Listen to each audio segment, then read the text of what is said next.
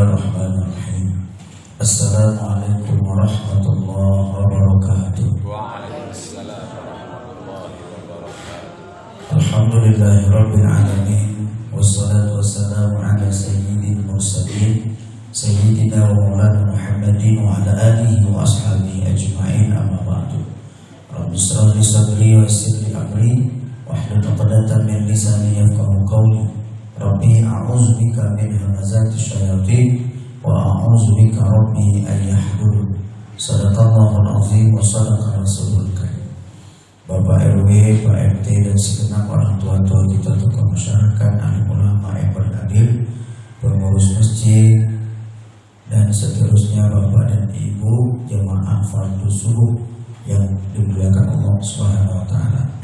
Bersyukur kita kepada Allah dengan ucapan Alhamdulillahirabbil alamin, dan bersalawat kepada Rasulullah dengan ucapan Allahumma shalli wa sallim ala sayyidina Muhammad wa ala ali sayyidina Muhammad. Ibu dan bapak yang kami muliakan, melanjutkan kajian kita tentang adab dan akhlak Islami. Telah kita bahas dua bab atau dua pembahasan kemarin, adab kepada Allah dan adab kepada Rasulullah. Dan subuh ini adab menghadiri pengajian dan majelis ilmu. Ini karena kita sudah rutin pengajian ini, memang kita setiap pengajian kita hadir, dan kita tentu ingin di samping dapat ilmunya juga ada adab-adab yang harus kita ikuti, yang harus kita amalkan. Apa saja dia Pak Ustaz? Ini yang coba kita urai nanti satu persatu. Yang pertama, ikhlasun niyah. Ikhlas dalam niat. Dalam hadis kan disebut Nabi, innamal a'malu binniyat. Amal itu bergantung kepada niat. Nah, maka di antara keutamaan kita mengetahui fadilah-fadilah amal kita itu, agar sandaran hati kita benar-benar niatnya semata mengharap dari Allah Ta'ala. Ibu datang, bapak datang majelis ilmu seperti ini, Nabi banyak memotivasi kita dengan berbagai macam fadilah. Man kharaja fi talabil ilmi fahuwa fi sabilillah. Siapa yang keluar rumah dalam perkara menuntut ilmu, maka ia sama dengan berjihad fi sabilillah. Nilai pahala jihad itu yang kita ingin, paling tidak, paling minimal niat kita itu mengharap apa yang dijanjikan Allah dan Rasulnya. Kalau benar-benar untuk semata-mata mengharap ridho Allah Ta'ala, mungkin belum sampai ke sana. Paling tidak berharap apa yang dijanjikan itu. Yang paling ikhlas, yang paling bersih tentu ya semata Engkau saja ya Allah. Ilahi anta maqsudi wa ridhaka matlubi. Hanya Engkau lah maksud kami Allah, keridhaan-Mu yang kami ingin. Tapi mungkin untuk sampai ke level itu ya mungkin orang awam seperti kita belum sampai. Nah, paling tidak untuk menggapai fadilah-fadilahnya yang dijanjikan Allah dan Rasulnya. Kalau seperti yang disebutkan oleh Rabi'ah al-Adawiyah itu, ilahi lastu lil firdausi ahla. Aku tidak mungkin bisa menjadi ahli surga-Mu ya Allah. Artinya tak mungkin aku masuk surga, dan aku tak mau juga masuk surga ya Allah. Tapi wala ala jahimi, dan aku tidak pula sanggup masuk neraka itu ya Allah. Jadi dia tidak mau masuk surga pun tak apa-apa, tapi masuk neraka enggak mau ya Allah. Artinya apa? Aku yakin Engkau Maha Rahman, Maha Pengasih, Maha Penyayang. Jadi hanya semata berharap rahmat dan kasih sayang Allah dalam amal. Tapi mungkin kita sampai ke sana itu tangga-tangga naiknya itu ya awalnya seperti ini, mengharap apa yang dijanjikan oleh Allah dan Rasulnya. Masalah katorikan yaltami sufihi ilman. Siapa yang menempuh jalan, yang di jalan itu dia peroleh ilmu, maka sahalallahu lahu tariqan ila jannah. Allah akan mudahkan jalan ke surga. Nah, ini yang kita ingin nih. Susah kita, mengantuk kita, capek kita, subuh ini kita tetap usahakan hadir dan kita bertahan sampai selesai. Maka yang kita harap apa? Besok mudah-mudahan jalan kita ke surga dimudahkan oleh Allah Ta'ala. Nah, itu paling paling tidak langkah-langkah menuju keikhlasan. Sehingga tidak ada lagi kebayang yang lain. Pagi subuh tuh kok Pak Ustaz kadang ya elak-elakkan sarapan tapi lontong jadilah. Itu tidak ada itu. Kenapa? Inilah tujuannya kenapa amal-amal itu dia dijanjikan oleh Allah dan Rasul. Alladzina yunfiquna fi sabilillah, orang yang menafkahkan hartanya di jalan Allah. Masalul ladzina yunfiquna fi sabilillah kamathali habatin ambatat sab'a sanabil. Allah janjikan orang yang berinfak di jalan Allah bagaikan menanam satu biji benih. Dari satu biji benih itu tumbuh 100 cabang benih yang lain. Nah, maka ibu bapak yang mungkin sebagai donatur dalam kegiatan subuh ini memberikan sedekah makanan, minuman ataupun dana, uang dan segala macam, kita tidak berharap puji-pujian manusia, kita tidak berharap apa-apa, tapi kita harap itu balasan janji dari Allah Ta'ala.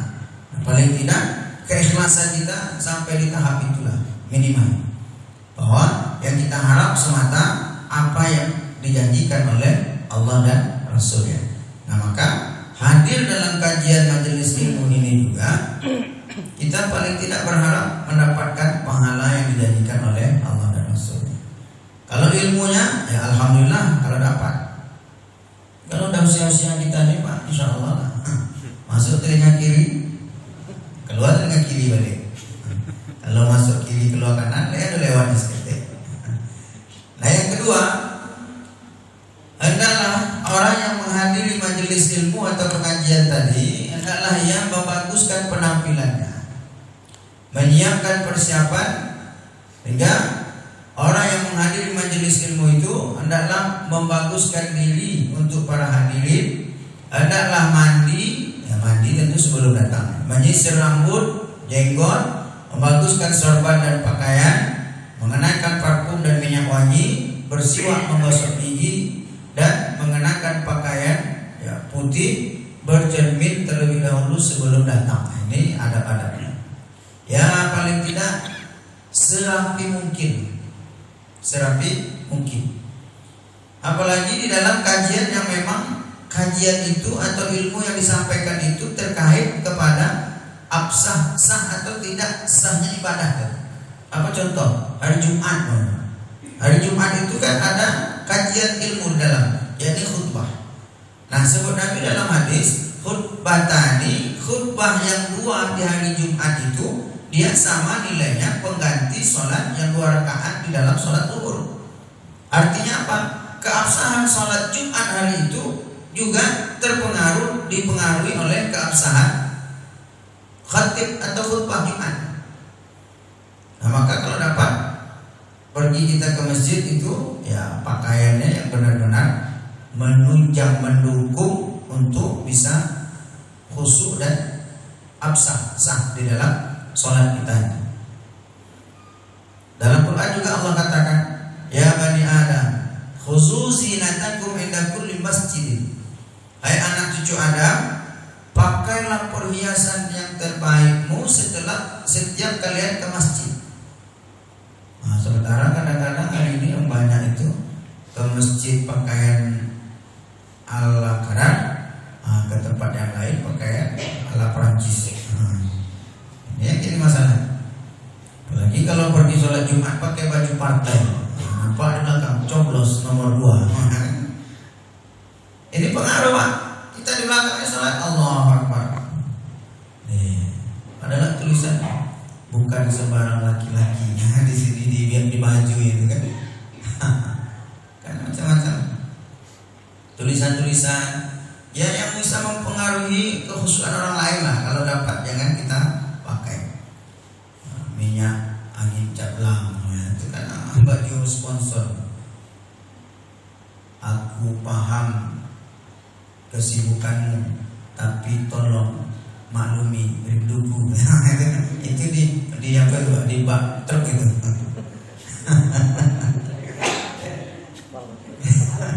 Aku paham kesibukanmu, tapi mohon pahami juga rinduku. Ini jeritan tangisan mak-mak di rumah kan. Supir tak pulang-pulang.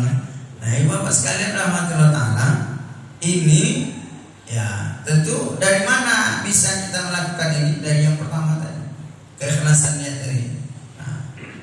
tidak pun semaksimal seperti ini, paling tidak kita niatkan untuk ya sebagus mungkin. Apalagi kalau subuh, kalau dapat sebelum sholat subuh itu sudah mandi. Karena kalau tidak ya bisa mengantuk juga dengan ceramah, bisa mengantuk. Ini yang kedua. Kemudian berjalan dengan langkah sedang, tidak cepat, tidak pula lambat, dan memulai ucapan salam terlebih dahulu kepada orang yang dijumpai. Jadi Bapak sekalian, tuntunannya kita menghadiri majelis ilmu, menghadiri sholat fardu sekalipun, itu tidak boleh kita berjalan itu tergesa-gesa, cepat-cepat. Orang dah azan Pak Ustaz, ya biarkan. Jalan kita tetap diatur sedang saja, tidak terlalu cepat, tidak terlalu lambat. Orang sudah qomat, orang sudah sholat, ya tetap. Jadi makruh hukumnya kita berlari mengejar orang sedang sholat fardu, sholat jemaah. Jadi bagaimana caranya biar kita jangan tergesa-gesa? Ya, datang lebih awal. Nah, itu tujuannya. Jadi kalau ada pengumuman hari Jumat, bapak-bapak yang masih di perjalanan silakan mempercepat langkahnya. Ini himbauan yang salah. Ya, himbauan yang salah. Karena dalam perjalanan kita menuju sholat itu tidak boleh tergesa-gesa, biasa saja. Nah agar gimana Pak Ustaz, kita sudah terlambat. Nah agar jangan terlambat, maka persiapannya itu dari awal. Udah jelas masuk waktu sholat zuhur itu jam 12 lewat 2 menit. Ya bersiaplah paling tidak dari jam setengah 12. Nah, bersiaplah sebelum waktu itu jauh lagi.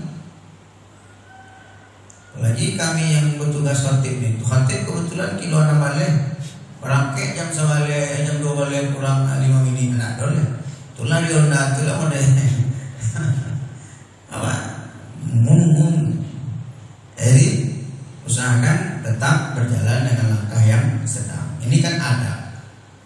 Lalu apabila masuk masjid, hendaklah terlebih dahulu melangkahkan kaki kanan dan melaksanakan sholat sunat tahiyatul masjid. Jadi kalau kita acaranya majelis ilmunya di masjid, maka ikuti sunnah dan adab di dalam masjid. Di antaranya apa? Masuk ke masjid, langkah kaki kanan, keluarnya langkahkan kaki kiri. Lalu masuk ke masjid itu, idza dakhala ahadukumul masjidah, kata Nabi, kalau kalian masuk masjid, la yadkhulu, jangan kalian duduk hatta yusalli rak'atain, sampai sholat atau hingga dia sholat 2 rakaat. Nah sholat 2 rakaat itu adalah tahiyatul masjid. Cuman apa Ustaz, kami tengok di jam tinggal 3 menit atau 3 menit. Kan ada aturan jam sebelum iqamah.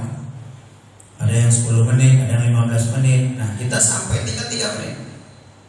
Sementara ada hadis lain, raka'atul fajri khairun minad dunya wa ma fiha. Kata Nabi, 2 rakaat sebelum sholat subuh itu lebih baik dari dunia dan isinya. Kalau kita kerjakan tahiyatul masjid, nanti tidak dapat yang 2 rakaat sebelum subuh, orang qomat. Kalau kita kerjakan 2 rakaat sebelum subuh, tidak dapat tahiyatul masjid. Ini silakan. Jadi gimana caranya Pak Ustaz? Kerjakan 2 rakaat qabliyah subuh atau sholat sunat fajar. Jadi sholat sunat fajar qabliyah subuh itu sama. Ya, sholat sunat fajar. Karena sholat subuh ini namanya itu ada 3. Disebut juga sholat fajar, sholat subuh itu juga disebut sholat wada, sholat subuh itu juga disebut sholat subuh itu sendiri. Nah, jadi yang 2 rakaat qabliyah tadi kita kerjakan dengan niat qabliyah subuh, maka dengan 2 rakaat itu pula sudah mendapat nilai dan pahala tahiyatul masjidnya. Kenapa? Karena Nabi tidak menyebut nama sholatnya. Nabi hanya bilang kalau kalian datang ke masjid jangan duduk sebelum sholat 2 rakaat. Sehingga apapun sholat yang 2 rakaat tadi, dia sudah masuk ke dalam sholat sunat tahiyatul masjidnya, walaupun dia hanya qabliyah. Jadi yang qabliyah itulah yang menjadi sholat sunat 2 rakaatnya, kalau hanya punya waktu 2 rakaat. Tapi kalau waktunya masih panjang, kalau mazhab Imam Syafi'i semakin banyak amal itu dikerjakan, tentu semakin banyak nilai pahala yang akan didapat. Nah, kalau ibu datang masih 10 menit lagi, ya tentu qabliyah tahiyatul masjid 2 rakaat dan nanti ditambah qabliyahnya. Tapi kalau hanya cukup untuk 2 rakaat, maka niat sholatnya qabliyah subuh. Tahiyatul masjid lagi, qabliyah subuh. Yang dengan qabliyah subuh 2 rakaat tadi include atau masuk ke dalamnya tahiyatul masjid. Yang keempat, berusaha duduk dekat. Yang kelima, berusaha duduk dekat dengan guru, tidak menunjuk kepada guru dengan tangan dan tidak mengedipi mata karena menyindir dengan kedipan matanya. Ini adab kepada guru, ya, kepada guru. Duduk dekat. Makanya ibu bapak, kalau bapak pernah ikut kajian atau ikut majelis jemaah tabligh itu kalau mereka tabligh ya, padahal dari saudara kau apa kali pancinya kan dia pak, ya karena itu mereka memang mengamalkan betul apa yang asal dapat dia, sunnahnya dapat dia, ilmunya diamalkan itu. Ya kalau kita ini kan termasuk dekat nanti kan tidak sampai 100 meter jaraknya. Hendaklah ia tidak melangkah pundak orang lain kalau dia terlambat datang. Jadi kita terlambat datang mau ke depan, sehingga karena mau ke depan itu lalu melangkah-langkah pundak orang lain.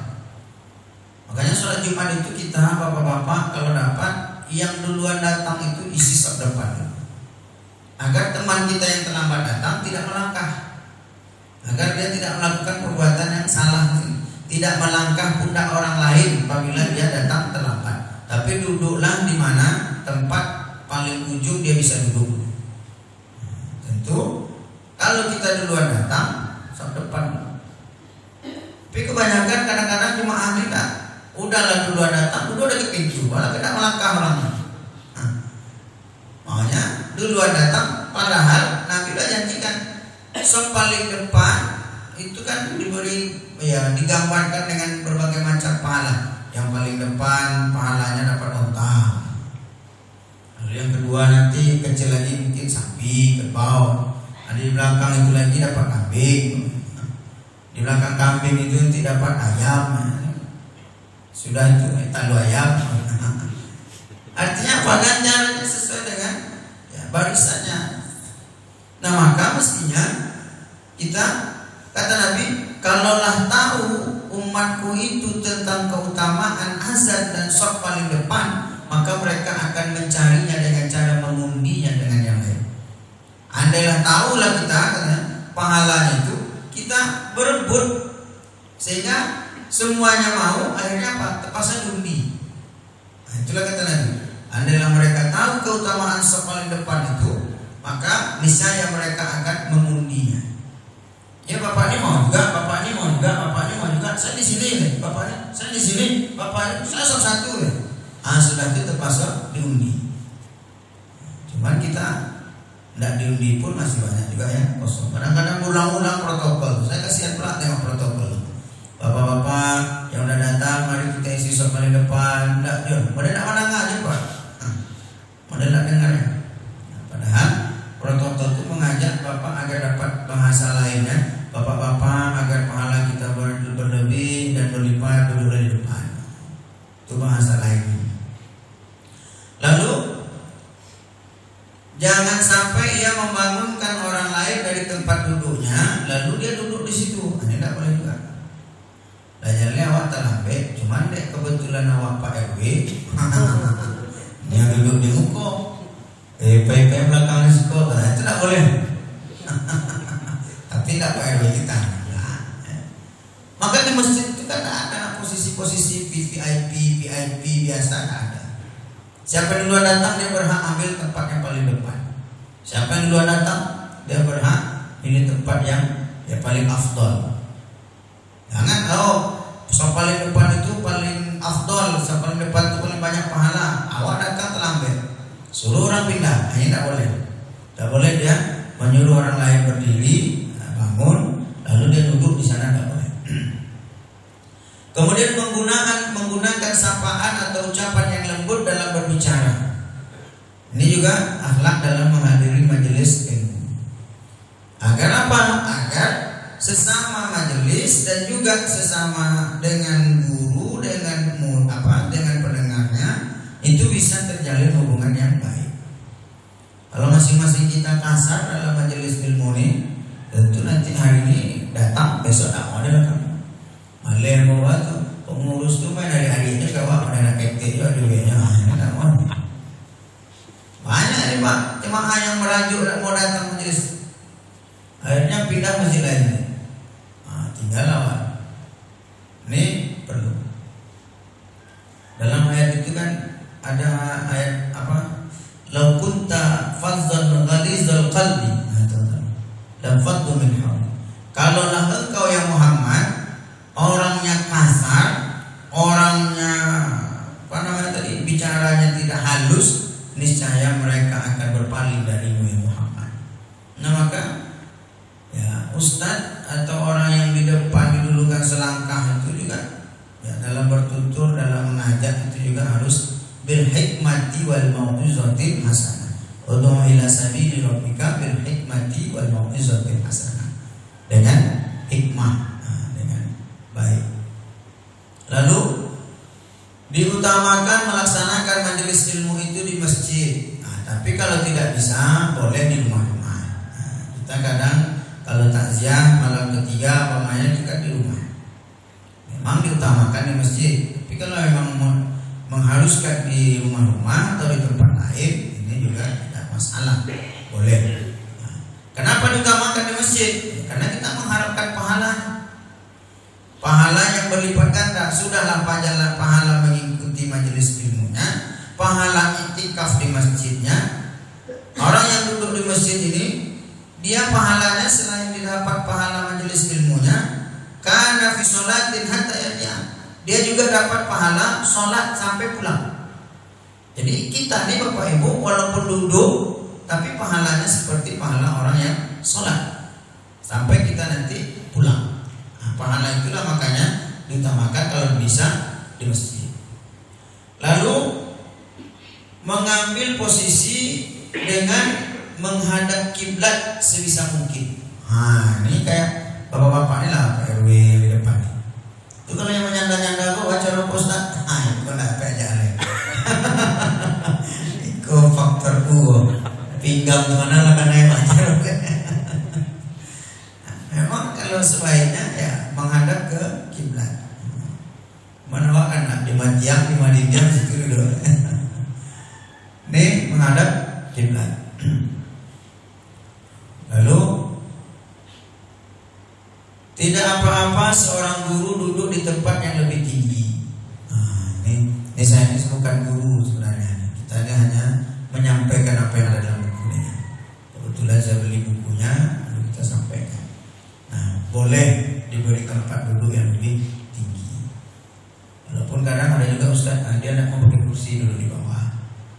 Tapi ada pun dikasih tempat duduk yang lebih tinggi.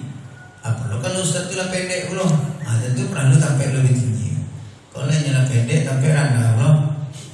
Kan saya kalau apalagi kalau khotib hari raya diundang kan jarang-jarang ke sana, itu hari Ahad, hari raya biasanya. Umpamanya hari Sabtu saya sudah pantau Pak. Kalau mimbarnya terlalu tinggi saya cari pengurus. Bisa lagi bantal di bawah ya, aja bantalan misalnya kan, ada papan atau apa. Kalau di masjid saya, Ustaz Ahmad itu dah tanda itu pengurus. Tengoknya jadwal Ustaz Ahmadi, itulah sibuk mencari papan. Jadi agar mungkin bisa dilihat dari semua sisi, baik yang dekat maupun yang jauh. Membuka pelajaran yang ingin disampaikan dengan bertahmid, bersolawat, ini tentu bagi ustadznya atau gurunya. Makanya kita bertahmid, bersolawat, bersyahadat sebelum kita memulai kajian. Bapak Ibu, mari kita mengucapkan alhamdulillah. Jadilah, walaupun tak kita hafal Arab-Arabnya, alhamdulillah, alhamdulillahirabbil alamin, wassalatu wassalamu ala, ya paling tidak bahasa Indonesianya. Mari kita bertahmid, mengucapkan alhamdulillah dan bersolawat dengan mengucapkan Allahumma sholli ala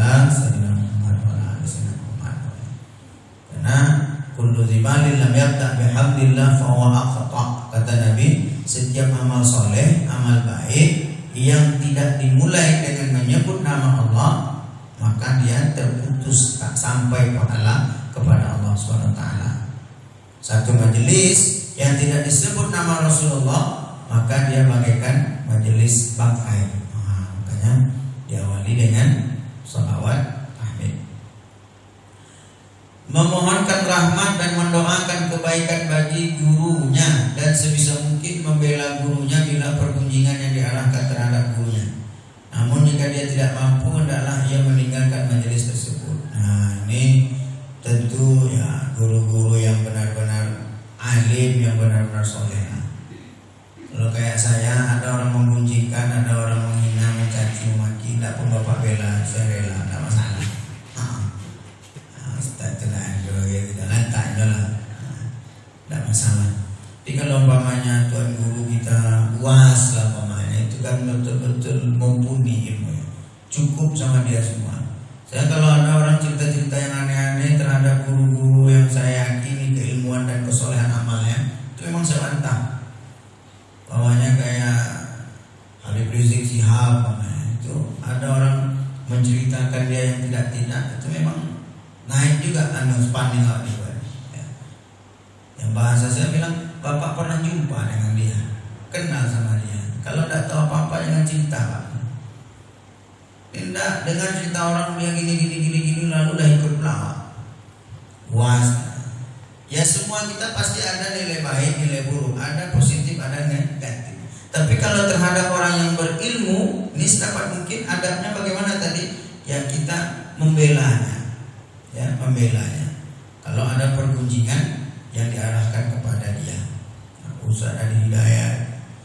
Karena ya jangankan kita, Nabi Muhammad kurang apa dia, tapi masih ada Abu Jahal, masih ada Abu Lahab. Dan tugas kita lah membela Nabi Muhammad. Tugas kita lah membela orang-orang yang meneruskan perjuangan Nabi Muhammad. Al-ulama warasatul anbiya. Ulama itu adalah pewaris para nabi. Nah, maka ketika Nabi Muhammad itu dihina orang, kita juga membela. Maka begitu juga ketika ulama sebagai pewarisnya itu digunjingkan orang atau dihujat orang, ya kita juga berusaha untuk membela. Andai pun kita tak mampu membelanya dalam majelis tadi, maka meninggalkannya. Tinggalkanlah itu. Suka tinggalkanlah.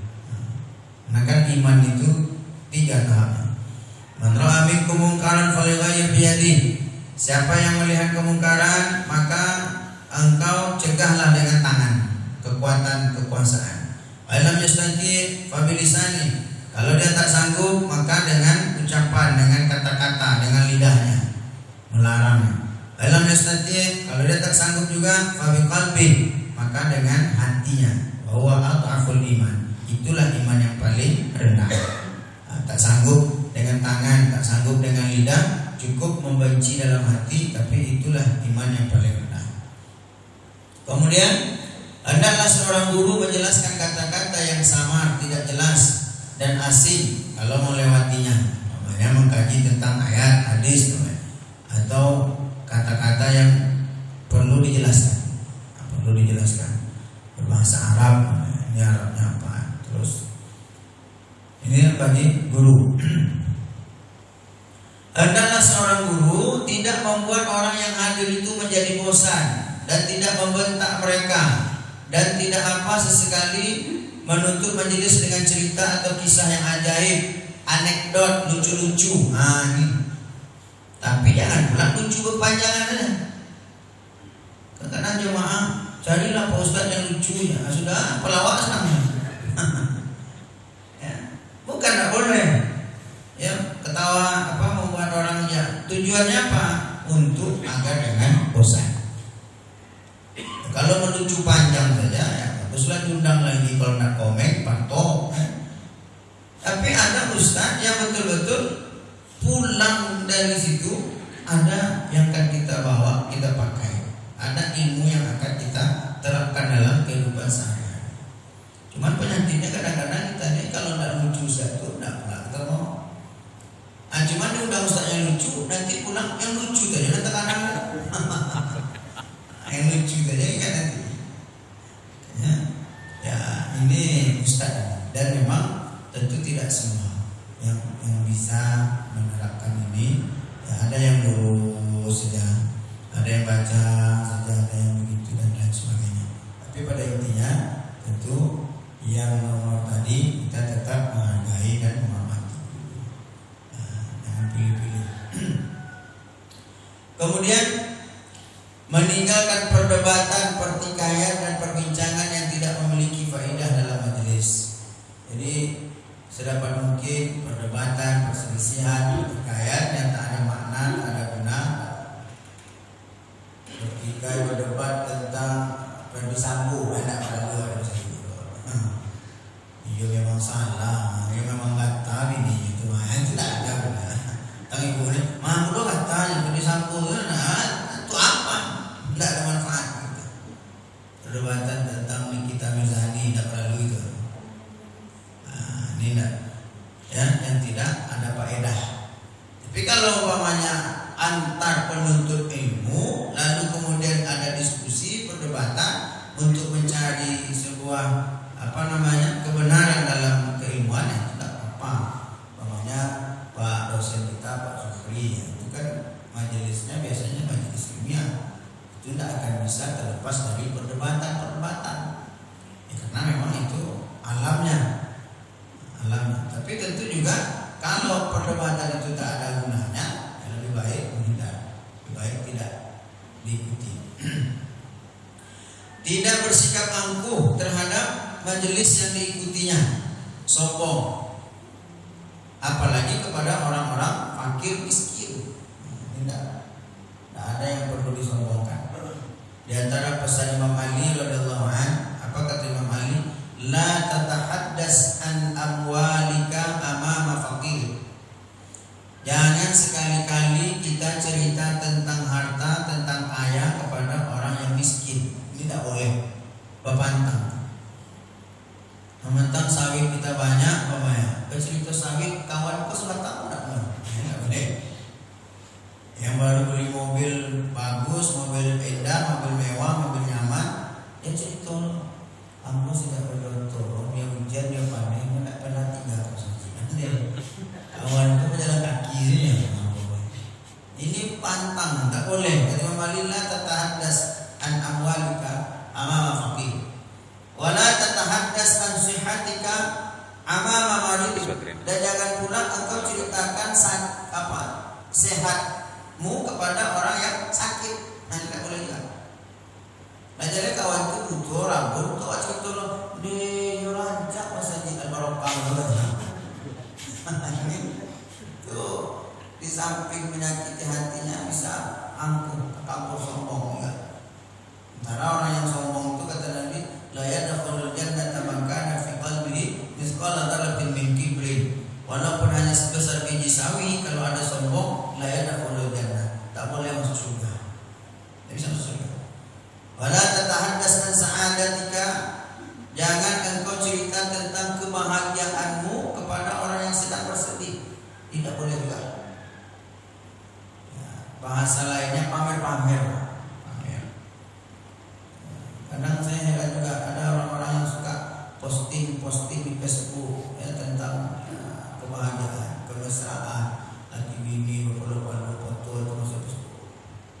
Ada kejadian Pak di Arab, seorang perempuan dia posting foto suami yang tenang, sudah dicari lagi.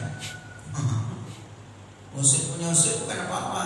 Kebetulan suami yang posting ini orang kaya lah. Kemudian diguna-guna orang, dipelek orang. Akhirnya suaminya benci sama istrinya. Melalui foto tadi lumayan bisa diguna-guna lah, pelek orang. Gunanya usip apa sebab suaminya meninggalkan dia? Ternyata suaminya dilahirkan pelakor. Karena pelakor tadi nampak statusnya dari profilnya tuh ini orang kaya.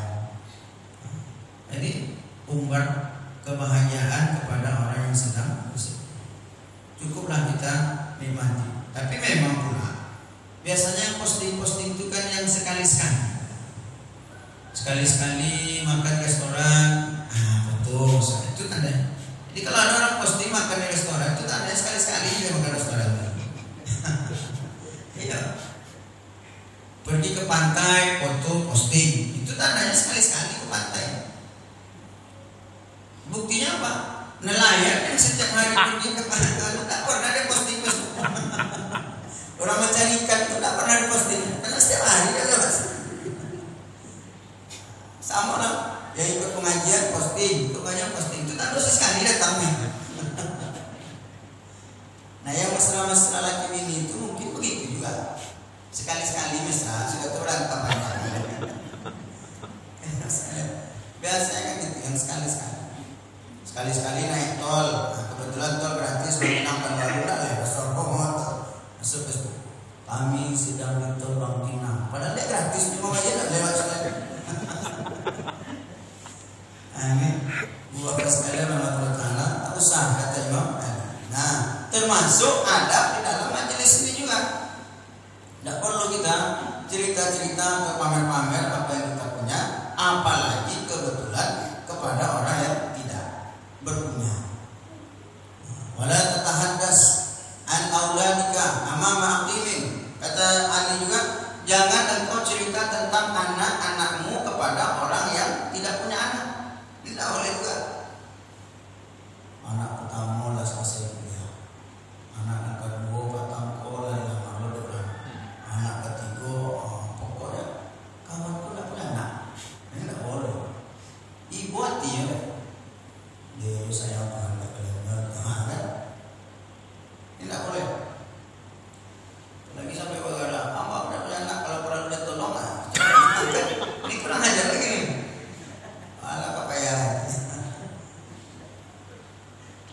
Wala tatahaddas an walidika amama yatim. Jangan pula engkau bercerita tentang orang tuamu kepada anak yatim, kepada orang yatim. Tidak boleh juga. Nah, ini dikhawatirkan kita masuk sifat angkuh sombong, dia dikhawatirkan nanti bersedih, bertambah kesedihan. Kemudian menyimak secara seksama hadis-hadis Nabi dengan penuh adab dan khusyuk. Ini jelas menyimak hadis-hadis Nabi. Apalagi kalau yang disampaikan itu adalah hadis-hadis Nabi. Kemudian seorang guru hendaklah selalu memiliki sifat rendah hati, tawadhu. Ini itu guru. Jangan ada guru itu yang angkuh, sombong. Tak boleh juga. Kemudian waspada dari sikap sok berilmu. Tidak boleh juga. Sok-sok punya ilmu, sok-sok awalan yang paling hebat. Padahal dalam pepatah di atas langit ada langit. Di atas langit ada langit. Kita udah bunyi deh Pak ya. 3 poin lagi. Besok baru kita lanjut sampai dia banyak 46. Kalau kita bahas Pak Iko saja ada si goreng. Menyimak dengan seksama, tidak menyibukkan diri ketika pelajaran tengah berlangsung.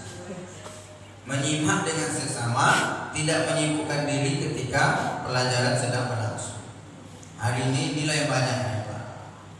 Sedang dengarkan ceramahnya sibuk, ayo chat WA.